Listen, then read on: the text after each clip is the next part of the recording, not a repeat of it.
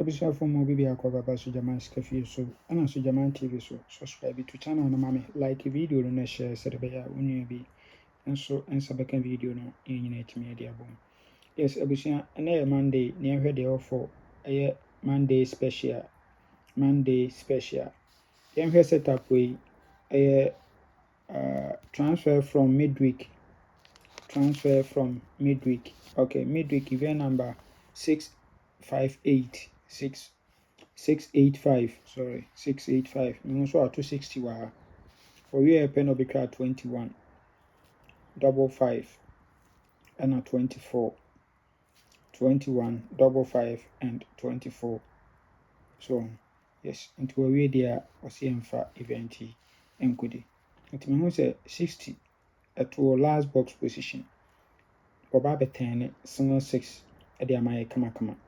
But 10 single 6 there, infantry 57 on also demoha. No repeat it.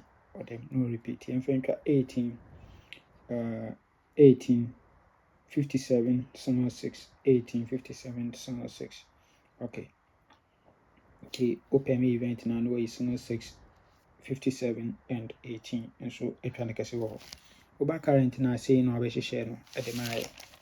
Same, and no, I share no at the Amaya. Okay. Until we event number 1036. Bones were to 60, our last box position, my 60 last box position. We are no about double 5, 24, 21, double 5, 24, 21. Yes, it is half a paper na or share no ha at the mile. South a paper no share no ha at the mile. Nebusian, who say, Utra any NLA gamer, Miss Rose and Fababy are blast with the mind, like a catchy honey in crowd games in Faman. Come. Mr. Offer number 0599212255 Sister Serena Opera Kama Kama Offer 0246898449 and she a Black Foster Offer 0256654614 and she a Sister Linda and offer 0544237828 Black Vicent. A Monday special yebema 30% commission free 30% commission. Yes, until you be Treviano on Bemount 30% commission. Within so and Tempana so no on sa Ebeka Sika. Yes, now open round lottery machines were Mr. Fa number 0593673300. We are writer, baby. I will be our Ghana had it on sa ebeting akabi. The here saw the Bay Juma. Yes, Patotini, the here saw the Bay Juma. Machine ye and Franco to them in decoration. So while you're ready with the Bay Juma and there, contact me 0593673300. Yes, now so my mount sanka machine now so for Bojuma. The yes Kabucho if I go Ubotum. Then here second setup now. I'm actually a transfer from Fortune Thursday, Then here event number 94 our Fortune Thursday. So I bet 90 our no I sell 70 our machine. We are pay no amount 2424. 2424. We are now double 5 first box position 41 fourth box no they try 87 double 5 41 87.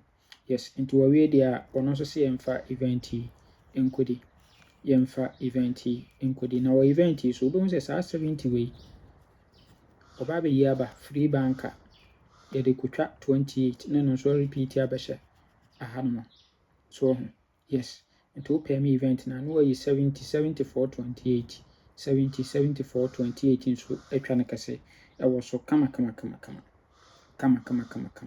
yes me say ene Monday special e be fisika into utwa na watwa na kase na so wodi kase yan current na oba current na saying no abehye no e de amaye obeto 90 wa ha na wasewo 70 e wo machine. We are no amount 24 center box winning. We are double 5 first box no they try 4187. So 4187 and double 5. So yes, sabe pepe no ashisha. Nti wasu we there yamfa event enkudi yamfa event no enkudi free. Yes, Mr. Payment. Bet me 3628 no so $22. On say 28 na repeat bella pay no. Yes. nti wobɛtumi ayi ɛno nso atwa no 2 direct ɛwɔ hɔ. Nti sei ne yɛbɛnya for the full game no. You combine the 2 events na sei ne yɛba abɛnya. Okay. You combine the 2 events na ne yɛbɛyi best 5 nso ɛwɔ ha. Ne yɛyi best 3 ne akɔ for 2 direct yɛbɛkɔ for 70-28 ne akɔ for 70 as a free banker nso ɛwɔ hɔ kama. Nti madaroma twa bi na ɛdi bi. Nyame nka ho. Ɔma yɛn kwatenten ahoɔden wɔ mu. Bye bye.